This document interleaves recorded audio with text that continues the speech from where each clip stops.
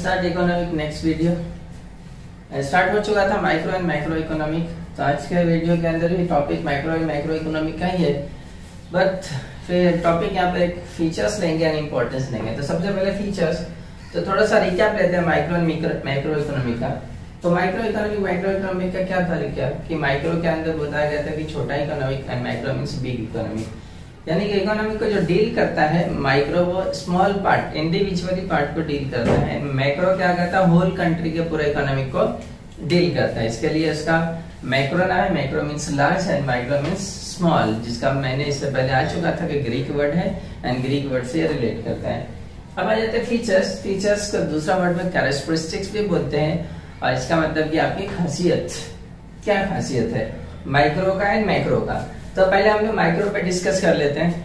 तो माइक्रो की खासियत क्या है यहाँ पे देखो, सबसे पहला स्टडी ऑफ इंडिविजुअल यूनिट। क्या स्टडी ऑफ इंडिविजुअल यूनिट का मतलब क्या होता है कि माइक्रो इकोनॉमिक जो भी पार्ट पे स्टडी करता है इंडिविजुअली करके करता है, यानी पार्ट पर पार्ट एक एक पार्ट को लेता है देन उसको स्टडी करता है। जैसा कि individually form, individually product, individually कोई भी डिपार्टमेंट इंडिविजुअली को लेता है इकोनॉमिकल, उसको स्टडी करता है। इसके लिए इसको सबसे पहली खासियत क्या है, study of individual unit. Next क्या है, नेक्स्ट प्राइस थ्योरी। क्या यहाँ पर प्राइस थ्योरी को अप्लाई करता है, बिकॉज हर कमोडिटी का एक प्राइस होता है, जो भी आर्टिकल्स होता है। तो यहाँ पर प्राइस थ्योरी को ध्यान में रखते हुए इसके पार्ट्स को स्टडी एंड एलोकेशन किया जाता है। जैसा कि आपको यहाँ पर प्राइस थ्योरी दिया हुआ है, तो हर प्रोडक्ट का प्राइस थ्योरी अप्लाई की जाती है। तो सेकंड हो गया। नेक्स्ट आता है आपका पार्शियल इक्विलिब्रियम। क्या है पार्शियल इक्विलिब्रियम? पार्शियल इक्विलिब्रियम का मतलब क्या होता है कि इकोनॉमिक एक पार्ट नहीं है, कि पूरा इकोनॉमिक जैसा होल कंट्री एक पार्ट नहीं है, उसके अंदर education department, infrastructure, politicians and then उसके बाद रेलवे, एयरवेज, ट्रांसपोर्टेशन, सब अलग अलग है, एग्रीकल्चर, अलग अलग सेक्टर्स हैं। तो यहाँ पे हर सेक्टर को एक साथ स्टडी नहीं कर सकते। तो माइक्रो इकोनॉमी के अंदर इंडिविजुअली बोला था यहाँ पर, देर उसी तरह पार्शियल उसको एक छोटे छोटे टुकड़े कर देते हैं, पार्ट बना देते हैं, और उस एक पार्ट को इक्वलिटी दी जाती है, यानी कि कोई पार्ट को कम इक्वलिटी दे, सेकंड पार्ट को ज्यादा इक्वलिटी दे। तो यहाँ पर हर पार्ट को इक्वलिटी दी जाती है, इसके लिए यहाँ पर पार्शियली इक्विलिब्रियम है। नेक्स्ट आता है fourth, based on certain assumptions, मतलब कि माइक्रो इकोनॉमी कुछ असम्पशंस के ऊपर डिपेंड करता है, यानी वो असम्पशंस जो माइक्रो इकोनॉमी को फुलफिल करता है, उसके फीचर्स को, उसके कंडीशंस को, उसके डेफिनेशंस को, तो वो असम्पशंस उसके अंदर बेस आता है। समझ में आ गया ये भी फोर्थ। नेक्स्ट आता है आपका स्लाइसिंग मेथड। क्या आता है आपका स्लाइसिंग? स्लाइसिंग का मतलब क्या होता है, टुकड़े टुकड़े करना किसी भी चीज को। तो जो जितना टुकड़े करोगे तो उसको उतना स्टडी करना इजी रहता है। जैसा कि कोई भी स्टडी पार्ट हो तो आप डायरेक्टली एक साथ पूरा को रीड नहीं कर सकते, और पूरे चीज को रीड करोगे तो उतना समझोगे नहीं। तो इसी के लिए कोई भी सब्जेक्ट के पार्ट किया जाता है, चैप्टर वाइज किया, तो स्लाइस किया गया। तो यहाँ पर भी इकोनॉमी का जो माइक्रो इकोनॉमी का पार्ट रहता है उसको स्लाइसिंग कर दिया। तो स्लाइसिंग का मतलब होता है कि छोटे छोटे टुकड़े में, जैसा कि एग्रीकल्चर सेक्टर है, तो एग्रीकल्चर में सिर्फ व्हीट नहीं आता, राइस नहीं आता, शुगर कैन नहीं आता, तो बहुत सारे प्रोडक्ट आते हैं एग्रीकल्चर के अंदर। तो हर एग्रीकल्चर के हर प्रोडक्ट को स्लाइस कर दिया जाता है एंड देन उसको अलग अलग स्टडी एंड अलग अलग पार्ट में रखा जाता है, उसको बोलते हैं स्लाइसिंग मेथड। नेक्स्ट आता है यूज ऑफ मार्जिनलिज्म प्रिंसिपल। तो यहाँ पर जो प्रिंसिपल अप्लाई करता है मार्जिनलिज्म फॉर मार्जिन। मार्जिन का मतलब किसी भी चीज के मार्जिन को फाइंड आउट करना, निकालना, एंड देन उसी प्रिंसिपल को अप्लाई किया जाता है, तो उसको बोलते हैं यूज ऑफ मार्जिनलिज्म प्रिंसिपल। नेक्स्ट आता है analysis of market structure. Analysis of market structure का मतलब क्या है कि अलग अलग टाइप्स के मार्केट है हमारी कंट्री के अंदर, कोई भी कंट्री के अंदर, पूरे वर्ल्ड के अंदर देखा है तो मार्केट स्ट्रक्चर अलग अलग है। तो मार्केट स्ट्रक्चर में कुछ एग्जांपल देखो वहां पर लिखा है, जैसा कि परफेक्ट कंपटीशन, मतलब वहां पर जो डिफरेंट बायर, डिफरेंट सेलर, बहुत सारे सेलर, बहुत सारे बायर रहते हैं, उसको बोलते हैं परफेक्ट कंपटीशन। नेक्स्ट आता है मोनोपोली। मोनोपोली के अंदर आता है जहाँ पे ओनली सिंगल सेलर रहता है बट मल्टीपल बायर रहता है, जहाँ पर अपने मन से दाम रेट तय करता है, उसको भी सेल कर रहा है कोई प्रोडक्ट को। तो monopoly market, monopolistic competition, oligopoly etcetera, और भी है प्योर कंपटीशन मार्केट। तो अलग अलग स्ट्रक्चर ऑफ मार्केट है, तो उस मार्केट के स्ट्रक्चर के ऊपर एनालाइज की जाती है माइक्रो इकोनॉमी के अंदर। ओके, तो ये भी परफेक्ट, ये भी क्लियर हुआ।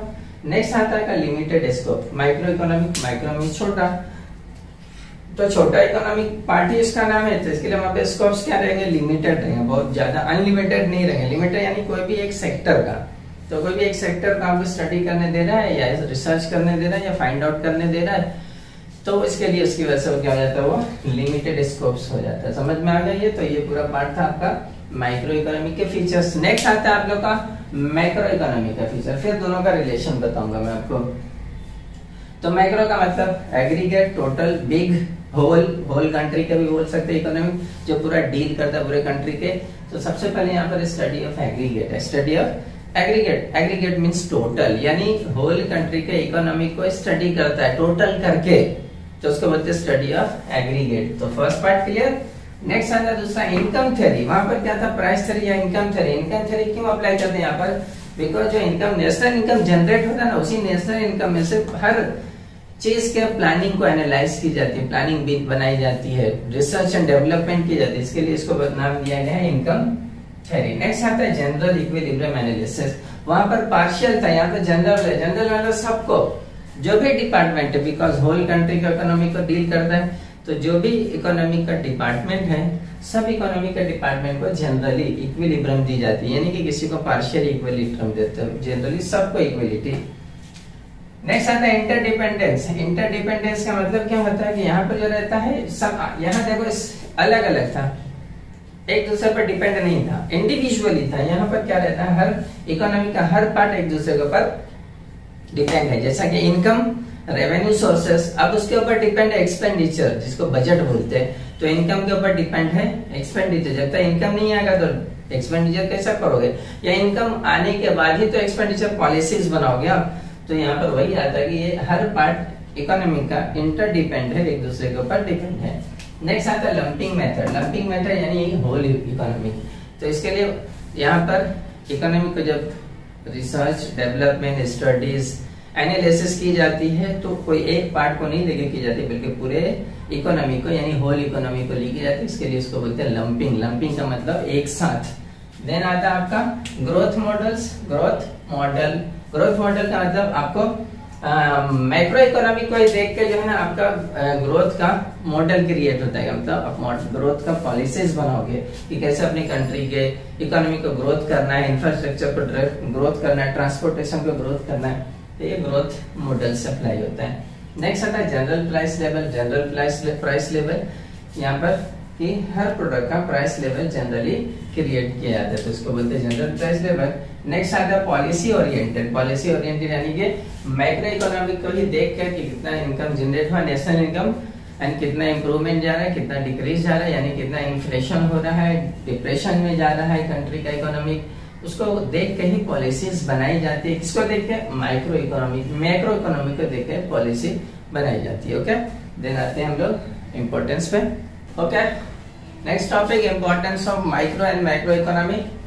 तो इम्पोर्टेंस के अंदर देखो क्या है, यहाँ पर इससे पहले फीचर्स आया था, खासियत, इम्पोर्टेंस यानी इसकी अहमियत क्या है माइक्रो एंड मैक्रो इकोनॉमिक्स की। तो यहाँ पे सम पॉइंट्स लिए हैं। देखो सबसे पहले हम लोग माइक्रो को कवर करते हैं, उसका इम्पोर्टेंस। तो सबसे पहला पॉइंट है प्राइस डिटर्मिनेशन, यानी अब ब्रैकेट में देखो क्या लिखा, हाउ प्राइस डिटरमाइंड, यानी कोई भी चीज, कोई भी कमोडिटीज की प्राइस पहले तय की जाती है। तो जैसे मार्कर इसकी प्राइस तय करना है, तो इसका प्राइस कैसे तय करना है वो स्टडी बताई जाती है, वो स्टेप्स बताई जाती है। इसके अंदर माइक्रो इकोनॉमी के अंदर की मतलब कौन से वेरिएबल्स आपको लेना है इसके प्राइस को डिटरमाइन करने में, मतलब इसके अंदर कौन से प्रोडक्ट, क्या क्या चीज यूज हुआ है, इसका एडवर्टाइजमेंट कितना खर्चा, कितना प्रॉफिट मार्जिन रखना है, लेबर को क्या चार्जेस देना है, ये सब उसके अंदर आ जाता है, उसको बोलते हैं प्राइस डिटर्मिनेशन।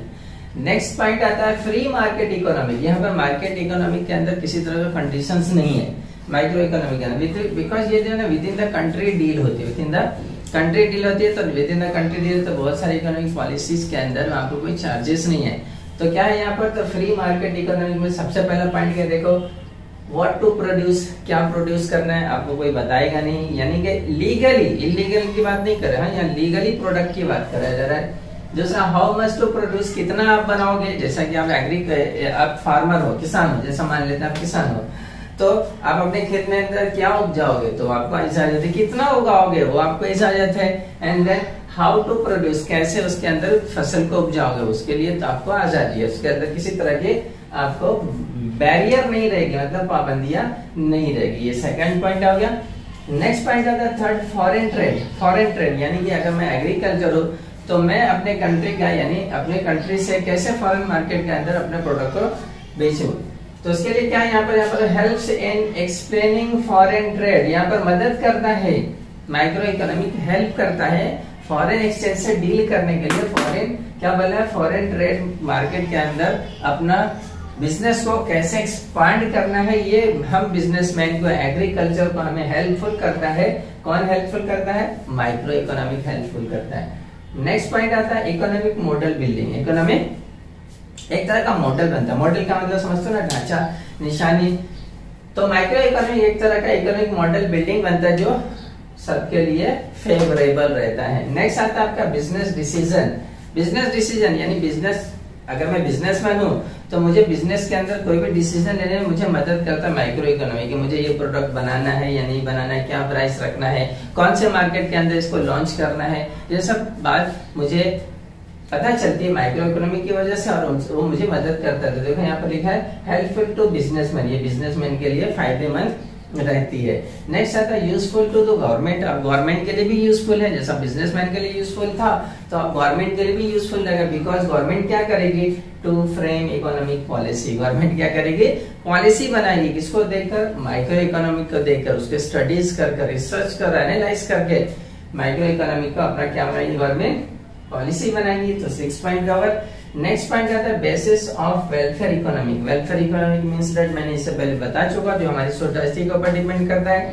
अब उसमें क्या आता है, ऑप्टिमम यूटिलाइजेशन ऑफ रिसोर्सेस, मतलब उसके अंदर जो जो रिसोर्सेस उसका ज्यादा से ज्यादा इस्तेमाल होगा, तो इसके लिए ये आ जाता है बेसिस ऑफ इकोनॉमिक वेलफेयर। तो ये आपका कवर हो गया माइक्रो इकोनॉमिक। अब आता है हमारा मैक्रो इकोनॉमिक। तो मैक्रो इकोनॉमिक जो बिग डील करता है, तो इसके भी कुछ इंपॉर्टेंस है।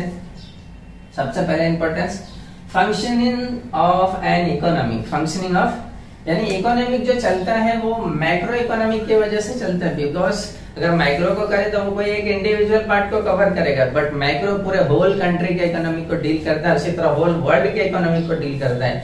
इसको वजह से इसकी वजह से ये फायदेमंद है मैक्रो इकोनॉमिक फ्लक्चुएशन यानी fluctuating functioning of an economic. Second point आता है इकोनॉमिक फ्लक्चुएशन। इकोनॉमिक मतलब यहाँ पर आपको पता चलता है मैक्रो इकोनॉमिक स्टडी करने का कि कौन से सेक्टर के अंदर फ्लक्चुएटिंग हो रहा है, कम हो रहा है, ज्यादा हो रहा है। जैसे ट्रांसपोर्टेशन सेक्शन हो गया, एजुकेशन डिपार्टमेंट हो गया, हेल्थ डिपार्टमेंट हो गया, इंफ्रास्ट्रक्चर डिपार्टमेंट में किसमें फ्लक्चुएटिंग हो रहा है, ये पता चलता है आपको माइक्रो इकोनॉमिक की वजह से।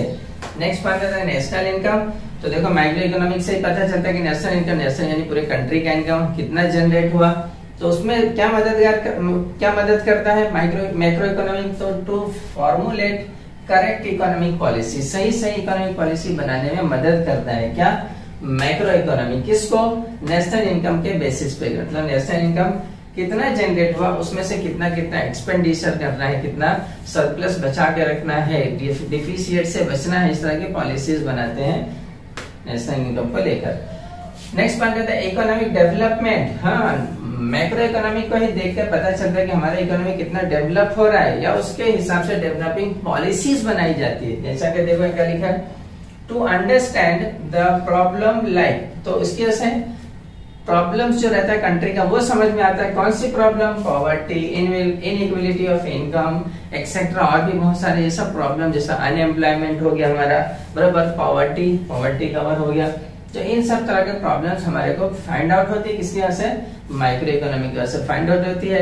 फिर उस हिसाब से हम पॉलिसी बनाते हैं और इस चीज को हम खत्म कर सकते। जैसे हमारे कंट्री का अभी रिसेंटली अनएम्प्लॉयमेंट बहुत ज्यादा हो गया है, तो ये कैसा पता चलेगा, जब माइक्रो इकोनॉमी को हम स्टडी करेंगे तो कितना % ऑफ अनएम्प्लॉयमेंट चल रहा है हमारी कंट्री के अंदर, वो फाइंडिंग होगा। देन उसके ऊपर हमें क्या पॉलिसीज बनाना है, तो जस्ट बेस्ट पॉलिसी अगर बनेगी तो हमारी अनएम्प्लॉयमेंट जो धीरे धीरे रिकवर होगी और हमारी कंट्री एम्प्लॉयमेंट जनरेशन में आ जाएगी। तो ये आता है आपको हेल्पफुल करता है आप लोग को इकोनॉमिक डेवलपमेंट के लिए माइक्रो इकोनॉमिक। नेक्स्ट पॉइंट आता है 5वां, परफॉर्मेंस ऑफ एन इकोनॉमिक। मतलब माइक्रो इकोनॉमिक के एनालिसिस करने के बाद ही पता चलता है कि हमारे कंट्री का इकोनॉमी का क्या परफॉर्मेंस है, यानी जीडीपी क्या है हमारा, इसी से पता चलता है। किससे, हमारा माइक्रो इकोनॉमिक से। तो देखो यहाँ पे लिखा है टू एनालिसिस, देख रहे हैं, एनालिसिस करता है, एनालिसिस करने पे पता चलेगा कि हमारा डेवलपमेंट है या अंडर डेवलपमेंट है या डेवलपमेंट ही नहीं हो रहा है। जैसा रिसेंट का केस क्या हमारा, रिसेंट 2020 का केस क्या चल रहा है कि हमारा इकोनॉमिक पॉलिसीज, इकोनॉमिक जो है ना एकदम कोलैप्स है, जिसकी वजह से पता चला कि हमारा इकोनॉमिक ना डेवलपमेंट मोड पे, ना डेवलपिंग मोड पे है, ना डेवलप्ड मोड पे है, मींस दैट एकदम नीचे आ रहा है। क्या हमारा जीडीपी नीचे आ गई, डेवलपिंग पॉलिसी अभी नीचे चल रही है। नेक्स्ट आता है आपका study of macro economic variable, मतलब मैक्रो इकोनॉमिक के अंदर जो जो सेक्टर आता है वो सब सेक्टर को स्टडी करने का एक मौका मिलता है, किसके थ्रू, मैक्रो इकोनॉमिक के थ्रू। तो ये पॉइंट नंबर 6 हो गया। And then point number 7 and last, level of employment. देखा लेवल ऑफ एम्प्लॉयमेंट, तो मैक्रो इकोनॉमिक से पता चलता है कि हमारी कंट्री का लेवल ऑफ एम्प्लॉयमेंट कितना है और हाउ मच डिक्लाइन हो गया, अनएम्प्लॉयमेंट कितना जा रहा है, तो ये भी आपको फाइंडिंग होता है मैक्रो इकोनॉमिक से। ये दोनों के सम इंपॉर्टेंट पॉइंट्स थे ये। अब इसको डिटेल में आपको स्टडी करना है तो आप अपने बुक को गो थ्रू करना, बट ये पॉइंट्स को कवर करते हुए गो थ्रू करोगे और डीप में थोड़ा इन्फॉर्मेशन आपको पता चलेगा।